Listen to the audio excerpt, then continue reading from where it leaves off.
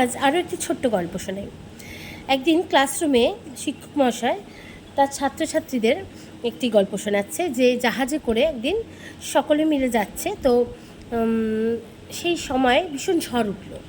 তো ঝড় ওঠাতে জাহাজটা প্রায় ডুবে যাবে এমন অবস্থায় সকলকেই মোটামুটি উদ্ধার করা গেল, এক দম্পতিকে উদ্ধার করা যায়নি। তারা স্বামী স্ত্রী এবং তাদের একটি ছোট্ট ছেলে ছিল। তো শেষে গিয়ে ছেলেটিকে তারা উদ্ধার করতে পেরেছিল, কিন্তু স্বামী স্ত্রীও জাহাজের মধ্যেই থেকে গেল। সেই সময় দাঁড়িয়ে একটি রাইবোট ছিল যেটাতে কিনা একজনকেই উদ্ধার করা যাবে। সেই সময় তার স্বামী নিজেকে বাঁচালো, কিন্তু স্ত্রী ওই জাহাজেই আস্তে আস্তে ডুবে যাচ্ছিল এবং স্ত্রী তার স্বামীর দিকে তাকিয়ে কিছু একটি বলছে। ঠিক এই মুহূর্তে শিক্ষক মহাশয় তার গল্পটি থামিয়ে দিল এবং থামিয়ে দিয়ে তার ক্লাসরুমের সমস্ত ছাত্রছাত্রীদের জিজ্ঞেস করলো, আচ্ছা তোমরা কি বলতে পারবে সেই সময় দাঁড়িয়ে তার স্ত্রী তার স্বামীকে ঠিক কী বলেছিল?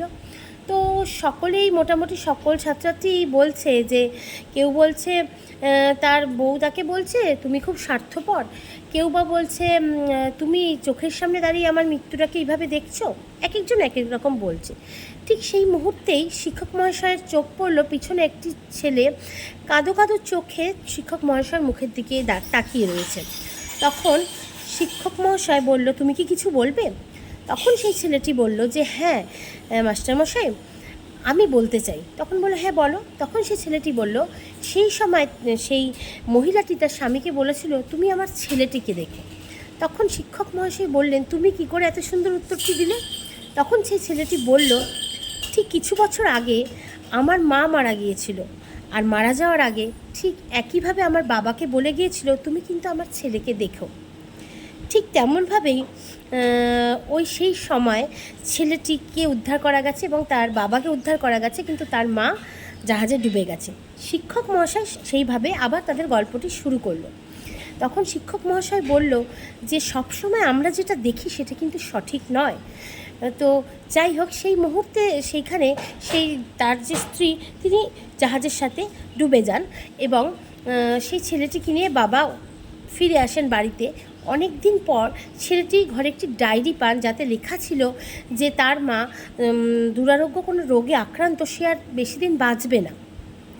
সেই জায়গায় দাঁড়িয়ে তার বাবা এই একটি ডিসিশন নিতে বাধ্য হয়েছিল যে আমার নিজেকে বাঁচাতে হবে, কারণ আমার ছেলেটিকে আমার মানুষ করতে হবে। তার জন্য সেই মুহূর্তে দাঁড়িয়ে তার মায়ের কথায় সে নিজেকে বাঁচিয়ে তার ছেলেকে নিয়ে সরে এসেছিল এবং তাকে দাঁড়িয়ে তার স্ত্রীর মৃত্যুটি দেখতে হয়েছিল। তাই জীবনে সবসময় আমরা যাই দেখি না কেন সব কিছু কিন্তু সঠিক নয়, তার পেছনে অনেক কারণ থাকে। যদি একটু খুঁচিয়ে দেখি, একটু ডিপভাবে ভেবে দেখি, তাহলে বুঝতে পারবো জীবনের সব দেখা সঠিক নয়, সব শোনা সঠিক নয়, তার পিছনে অনেক কারণ থেকে যায়। কি তাই তো বন্ধুরা?